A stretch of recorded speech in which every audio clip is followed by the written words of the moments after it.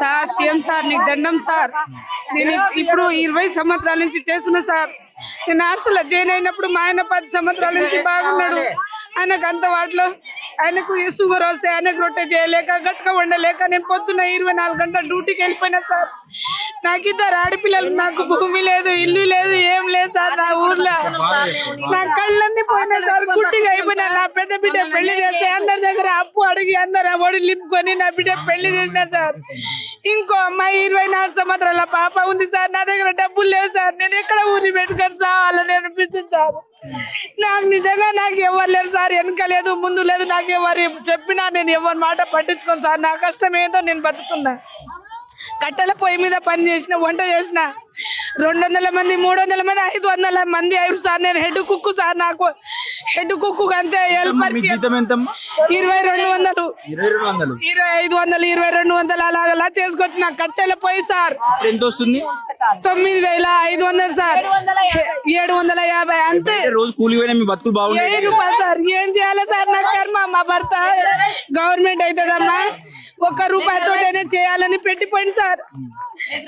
కళ్ళు మూసి కళ్ళు మూసే వరకు మా ఆయన హార్ట్ అటాక్ వచ్చి చచ్చిపోయింది సార్. నాకు రోడ్డు మీద వేసిపడి. నాకు ఇల్లు లేదు సార్.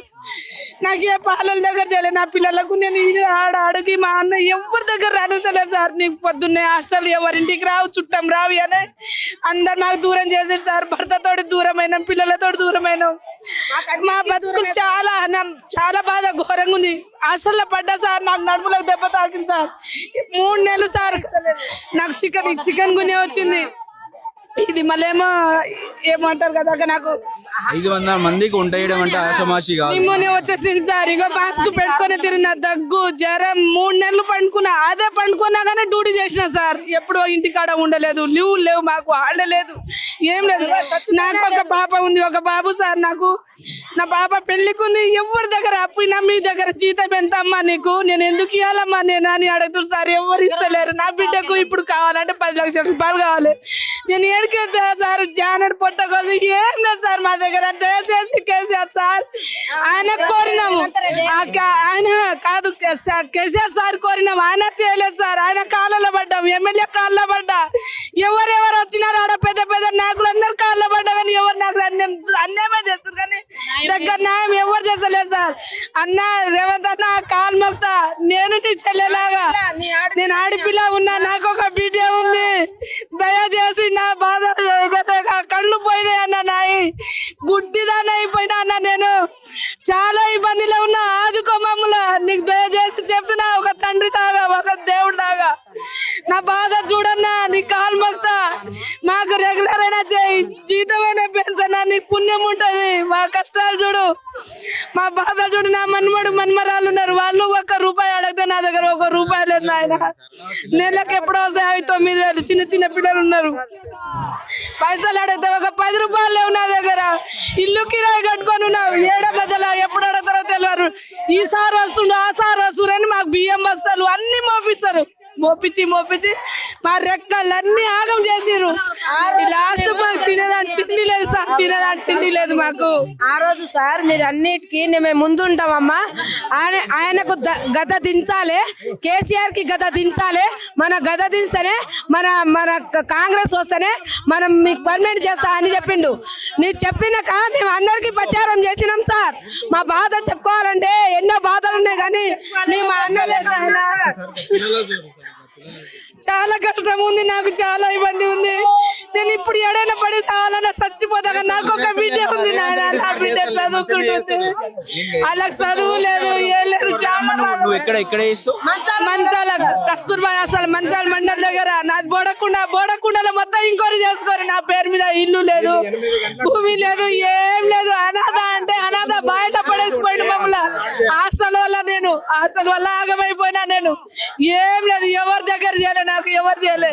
ఒక టీచర్ ఫ్యాన్ ఇప్పించింది. ఏదేదో ఇక నా బాధ కాదు, నా సేర కాదు.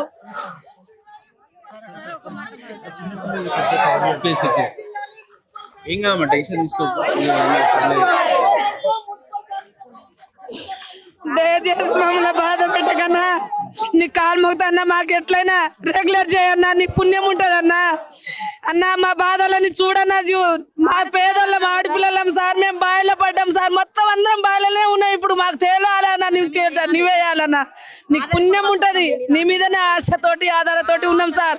చిన్న చిన్న పిల్లలు ఉన్నారు సార్, నీకు పుణ్యం ఉంటుంది సార్, దయచేసి చూడు సార్, జర కళ్ళు ఇప్పి చూడు సార్, మాకు నీకు కాలు మొక్తాం సార్. మమ్మల్ని మీరు ఎందుకు రాష్ట్ర ప్రజలుగా గుర్తించట్లేరు? ఇప్పుడు ఇక్కడ వంట వాళ్ళు ఉన్నారు సార్, వంట వాళ్ళు రోజుకి 300 రూపాయలు చొప్పున పని చేస్తున్నారు.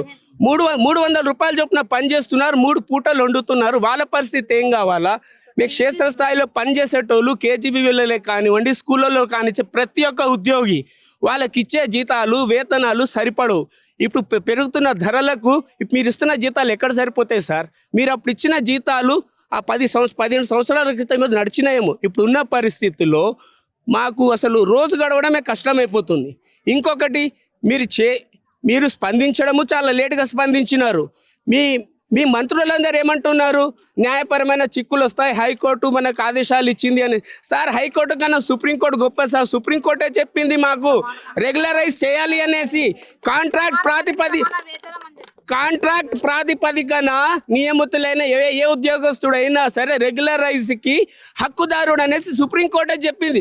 సుప్రీంకోర్టు జడ్జిమెంట్ని పక్కన పెట్టేసి మీరు హైకోర్టు జడ్జిమెంట్ని, ఆ జూనియర్ లెక్చరర్లకు సంబంధించిన జడ్జిమెంట్ని మాకు పియాలని చూస్తున్నారు సార్. వాళ్ళు నోటీస్ బోర్డులలో నోటిఫికేషన్ పెట్టుకొని వచ్చిన వాళ్ళు సార్. మేము అట్లా కాదు, న్యూస్ పేపర్లలో నోటిఫికేషన్ వేసేసుకొని మెరిట్ ద్వారా, ఇంటర్వ్యూల ద్వారా, రిటర్న్ టెస్ట్ల ద్వారా, మండల కమిటీల ద్వారా అందరం ఇక్కడ సెలెక్ట్ అయ్యి ఇక్కడ వరకు వచ్చినాం సార్. మీరు చేసే ప్రయత్నాలు మమ్మల్ని మభ్యపెట్టడానికి తప్పించి వేరే ఏది లేదు. ఇప్పటికైనా మీరు కళ్ళు తెరవాలా. 19,000 కుటుంబాలు రోడ్డున పాలై కూర్చున్నాయి. మీరు 19,000 ఉద్యోగస్తులను ఆలోచించినప్పుడు రాష్ట్ర వ్యాప్తంగా ప్రజలకు చెప్పి ఆలోచిస్తారు సార్. రాజకీయంగా ఇంకొక విషయం మీకు కూడా నేను ఈ వేదిక ద్వారానే చెప్పాలనుకుంటున్నాను. గతంలో మేము సమ్మె చేస్తున్నప్పుడు మీరు వచ్చి మాకు హామీ ఇచ్చారు. ఆ రోజు మేము మిమ్మల్ని పిలవలేదు సార్, మీరుగా స్పందించి వచ్చినారు. ఆ రోజు మీరు చేస్తే మాత్రం మేము కూర్చోలేదు, మా కడుపులు ఖాళీ కూర్చున్నాయి. అదేవిధంగా మీరు ఇచ్చిన మాటకు మేము ఈ రోజు మా కడుపులు గాలి కూర్చున్నాం, కానీ ఎవరో ప్రతిపక్షాలు పిలిస్తే కూర్చోలేదు సార్. మేము ఇంకా తమ్ముడు పోలేదు, మేము ఇంకా మా కడుపులు కాలు ఎక్కడ కూర్చున్నాము. మీరు ఈ రోజు ఈ విషయాన్ని రాజకీయం చేయాలని అనుకుంటున్నారు, చాలా తప్పు సార్. ఒక్కసారి వచ్చి మా ధర్నా వేదిక దగ్గర వచ్చి చూడండి, మా ఆకలి కడుపులు మీకు తెలుస్తాయి. మీరు అక్కడ సీట్లో కూర్చొని మీరు తీసుకునే నిర్ణయాలు మా కడుపులను తన్నుతున్నాయి సార్. 15 సంవత్సరాలు దాటిపోయింది, ఇంకెన్ని సంవత్సరాలు ఆగాల?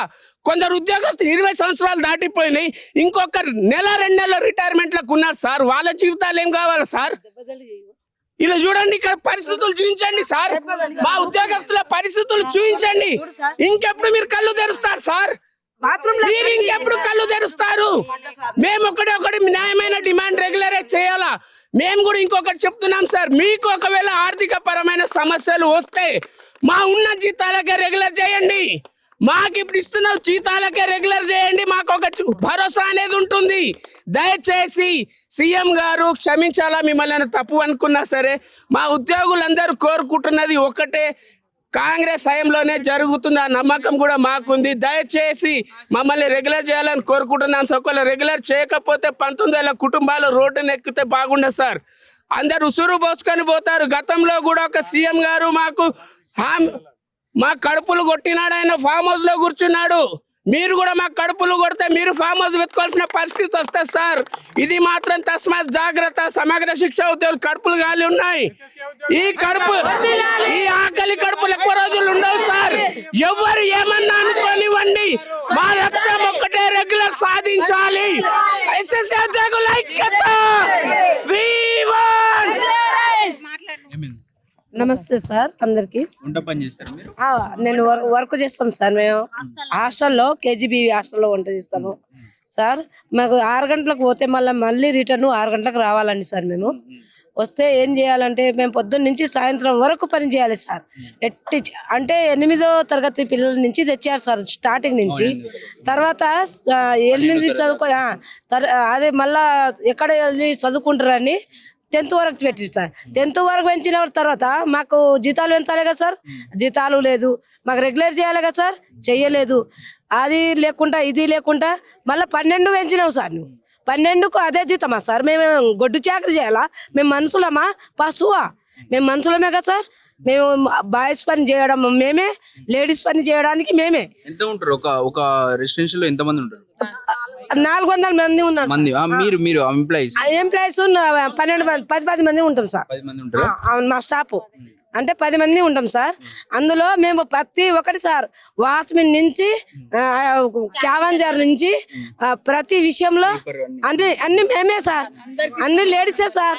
ఏ ప్రాబ్లం వచ్చినా మేమే పట్టించుకోవాలి సార్. ఒక సార్ వస్తుందంటే మేమే బాధపడాలి సార్. ఒక ఎస్ఎఫ్ఐ సార్ వాళ్ళు వస్తున్నారంటే కూడా అందరికీ బాధ అంటే ప్రతి ఒక్కటి సార్. మాకు ఇగో సార్ కింద పడిపోతే బాత్రూమ్ సార్ కింద ఇగో ఈమె సార్ బాత్రూమ్ క్లీన్ చేస్తా సార్. నేను ఎన్నేళ్ళగా చేస్తున్నావు మనం? ఇప్పుడు 18 సంవత్సరాలు సార్. నాకు 20 18 సంవత్సరాలు. అప్పుడు ఎంత జీతం ఇచ్చారు? ఇప్పుడు 1100 ఇచ్చారు నాకు అప్పుడు. 1500. ఇప్పుడు 9,750 కనిపిస్తుంది సార్. మాకే లేవస్తలేదు.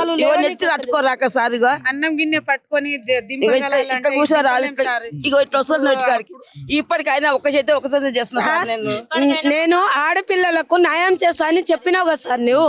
మరి ఆడపిల్లలకు న్యాయం చేసినప్పుడు మేము ఆడపిల్లలం కామా సార్? ఎవరిచ్చారు సార్ హామీ? మీరే కదా మాకు ఇచ్చింది. మేము ఎందుకు కూర్చోవాలి సార్ ఇక్కడ? మీరే కదా మాకు ఇక్కడ కూర్చోబెట్టింది మీరే. మేము అడగలేము మీ దగ్గర. మేము ఎవరికో సార్కో టిఆర్ఎస్ ముఖ్యమంత్రి ఆయన పేరు కేసీఆర్ కి మేము అడిగినాం. మరి అడిగినాం, అందులో నువ్వు ఎందుకు వచ్చినావు సార్? మా దాంట్లో ఎందుకు పాల్గొన్నావు?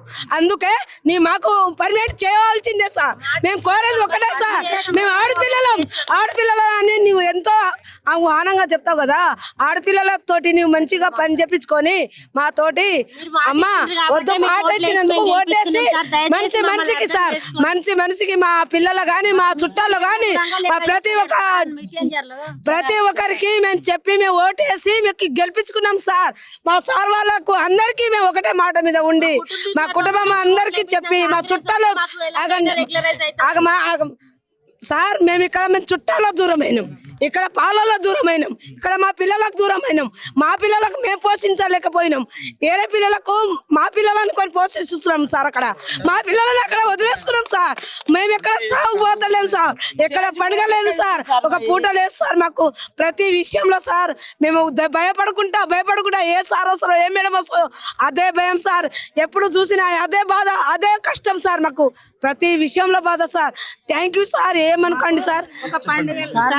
కాంగ్రెస్ ప్రభుత్వం వస్తే మాకు ఎట్లాగైనా రెగ్యులరైజ్, వాళ్ళు స్థాపించిన స్కూల్స్ కాబట్టి మాకు ఎలాగైనా రెగ్యులరైజ్ అవుతుంది అనుకున్నాం సార్. మీరు ఇంత నమ్మకంగా మేము మీద పెట్టుకుంటే మాకు ఎందుకు ఇంత అన్యాయం చేస్తారు? 32 రోజులుగా ఇక్కడ కూర్చున్నాం. ఒక్క రోజైనా మేము గుర్తొస్తలేమా సార్? మీరు ఆ రోజు మాట ఇచ్చారని చెప్పి అన్నయ్య వాళ్ళందరూ పిలిస్తే మేము ఇక్కడికి మా బడులు బంద్ చేసుకొని నాన్ టీచింగ్ స్టాఫ్ కూడా వచ్చినాం సార్. అర్థం చేసుకోండి సార్. ఎస్ఎస్సి వాళ్ళు మొత్తం సిఆర్పి సార్ వాళ్ళు వచ్చిర్రు. ప్రతి ఒక్క కుటుంబం మీద రోడ్డు మీద పడున్నాం సార్. మాకు చిన్న పిల్లలు ఉన్నారు, అక్కడ వదిలేసుకొని అందరం కలిసి ధర్నా చేస్తే 32 రోజులుగా ధర్నా చేస్తున్నాం. మేము ఎందుకు గుర్తు రావట్లేదు సార్? మేము ఓట్లు వేయలేదా మీకు? అందరం మీరు ఇబ్బంది అవుతుందంట. పైసలకు ఇబ్బంది అయితే ఎంత 9:30కు వచ్చి 5 గంటలకు పోయే వాళ్ళకు 50,000 ఇస్తే మీకు ఇబ్బంది అయితే లేదు. పొద్దుగాల 6 గంటలకు వచ్చి 7 గంటలకు పోయే వాళ్ళకి ఎన్నికి మీకు ఇబ్బంది అవుతుందా సార్? ఎవరు వచ్చినా గేట్ తెరుచుకుంటా నేను వాచ్మెన్ వేసినప్పుడు చూసినా చేసుకుంటా ఉండాలి సార్. 9,000 సార్. 10 గంటలకు వచ్చి 4 గంటలకు పోయేటోళ్ళకు 50,000 ఇస్తే మీకు ఇబ్బంది అయితే లేదు. 7 గంటలకు వచ్చి 6 గంటలకు పోయేటోళ్ళకు మాకు ఎన్నికి మీకు ఇబ్బంది అవుతుందా సార్? డే అండ్ నైట్ ఒక మగ మనిషి లేకుండా ఆడవాళ్ళం అయి ఉండి కూడా మేము చేస్తున్నాం సార్. ఎందుకు మీరు అర్థం చేసుకుంటారు? ఒక అడవిలో పడేసారు మా స్కూళ్ళని. అడవిలో పడేస్తే ఫస్ట్ స్కూల్ కట్టినప్పుడు మేము ఎంత భయంగా ఆడంగా నడుచుకుంటూ పోతాం. ఎవరు వచ్చి మా ఏం చేస్తారు? ట్రాన్స్పోర్ట్ లేదు, నడుచుకుంటూ పోతాం సార్. కిలోమీటర్ నడబెట్టి స్కూల్ కొంచెం పోయి ఆ కిలోమీటర్ కైనా ఆడపిల్లలు ఎవరు బండి అడుగుతా కూడా మేము ఎక్కకుండా కాలి నడకనే పోతున్నాం సార్. అడగండి మా ఊర్లోకి వచ్చి మేము ఎంత కష్టపడుతున్నాం. ఈ ప్రభుత్వం వస్తే కస్తూర్బా అంటే కాంగ్రెస్ ప్రభుత్వం నిలబెట్టిన స్కూల్ కాబట్టి మమ్మల్ని చేస్తారని నమ్మకంతో మేము మీకు ఓటేసినాం. మరి ఏది మీరు చేసింది అంటే మేము నమ్మకం పెట్టినాక మమ్మల్ని ఇట్లా అన్యాయం చేస్తున్నారు సార్. రోడ్ల మీద మేము మా అన్నయ్య వాళ్ళు వస్తే మాకు గెలుస్తారు, సోనియా గాంధీ వస్తే మమ్మల్ని నిలబెడతాయనే ఉద్దేశంతో మీకు ఓట్లేసినాం తప్ప మాకు ఎలక్షన్ డ్యూటీ పోయి మాకు చదువు రాకపోయినా కష్టపడి మేము మీకు హెల్ప్ చేసినాం. ఎలక్షన్ అప్పుడు మేము ఎందుకు పోయినాం? మా పిల్లల్ని వదిలేసి 2 నైట్లు అక్కడ వండుకొని సారాలకు చదువు రాదన్నా కూడా ఎట్లా సార్ మాకు వచ్చిన పని మేము చేస్తామని చెప్పినాం. మీకు అర్థమైతే లేదు సార్. మేము ఎందుకు గెలిపించినాం? మాకు సహాయం చేస్తారనే కదా. మరి ఇప్పుడు మాకు ఏం చేస్తున్నారు మీరు? 32 రోజులకు మేము కనబడతలేమా? మనకు పండుగలు సార్, మాకు పండుగలు లేవు, పబ్బాలు లేవు, మాకు ఏమి లేవు. పండుగలకు కూడా సెలవులు ఇయ్యారు మాకు. మేము పొద్దున్న లేసి అదే అక్కడనే పండుగ చేసుకోవాలి. మేము ఎక్కడ కూడా మేము ఇంటికాడ ఉండం. మాకు న్యాయం చేయాలి. సీఎం సార్ మా మీద ప్రేమ ఉంది. మేము ఎప్పుడు కూడా నమ్మకంతో ఓట్లు వేసినాం. మేము 20,000 మంది మేము నమ్మకంతో మేము అక్కడక్కడ ఫోన్లు వేసుకొని మనం చెయ్యి గుర్తుకేయాలని మేము కేసీఆర్కి మాట ఇయ్యక మేము అందరము అక్కడ ఓట్లు వేసి మేము గెలిపించుకొని ఇలా మేము ఒక ఆడపిల్లలం మేము అక్కజల్లం అనుకొని మాకు న్యాయం చేయాలని కోరుతున్నాం. మేము 100 దండాలు పెట్టి మేము దీవించుతున్నాము మేము రేవంత్ రెడ్డి గారిను మాకు న్యాయం చేయాలి. సార్ నేను ఇబ్రాహీంపట్నంలో క్యాసింజర్ గా పనిచేస్తాను సార్. 16 సంవత్సరాలు సార్ నేను డ్యూటీ చేయబట్టి నిన్న మన హాస్పిటల్ పడితే 1,00,000 రూపాయలు అయినా సార్. సాగులు బతకలాలు ఉన్నాయి సార్. నేను డ్యూటీ పోతే సస్పెండ్ చేస్తానంటారు. పెద్ద వాళ్ళకి చెప్పుకోరంటారు. బయటకు వెళ్ళరు మీ పరిస్థితి ఏముందంటారు. నీకు జాబ్ అవసరం లేదంటారు. 1,00,000 2 లక్షలు పెట్టి నా కొడుకులు బతికించుకోరు సార్. నాకు 3 కొడుకులు, ఒక కొడుకు వికలాంగులు. ఆ వికలాంగులు నింట పెట్టుకొని నా కొడుకు మాటలు రావు, చెవులింపి వికలాంగులు. నేను ఒక ఊరిలో దిగి ఒక ఊరికి నడిచిపోయి డ్యూటీ చేసుకుంటే 16 ఏళ్ళ sir. Night duty, day duty, చీపురు పని, ప్రతి ఒక్క పని చేస్తా సార్. నీకు ఇష్టం లేకపోతే రిజల్ట్ చేసుకోమ్మా, నీకు ఇష్టం లేదమ్మా జాబ్ మీద అంటారు సార్. సాగు బతుకులలో 2 లక్షల రూపాయలు పెట్టుకుని నా కొడుకులు. దయచేసి చెప్తున్నాను సార్, నాకు 9,000 జీతం సార్. 9,000 16 ఏళ్ళ సంది. నైట్ డ్యూటీ, డే డ్యూటీ, చీపురి, ఆ ప్రతి ఒక్క డ్యూటీలు నేను చేసుకుంటూ పాల్గొంటున్నాం సార్. దయచేసి మాకు రేవంత్ రెడ్డి వస్తే మాకు సాయం చేస్తాడు. ఏదన్నా ఇక్కడ ఒక చిన్న విషయం, మీ 9,000 పని చేస్తున్నారు. ఆడ ఎమ్మెల్యేల జీతాలు ఏమో 4 లక్షలు 5 లక్షలు తీసుకుంటున్నారు. అక్కడ ఇబ్బంది లేదు, మీకు ఇచ్చేందుకు ఇబ్బంది ఏమో ఇబ్బంది అవుతుంది సార్. రాజం పోయి మేము డ్యూటీలు చేసుకుంటాం సార్. మేము ఎంత కష్టపడుతున్నాం సార్. నా కొడుకులో బాధ పెట్టి సార్.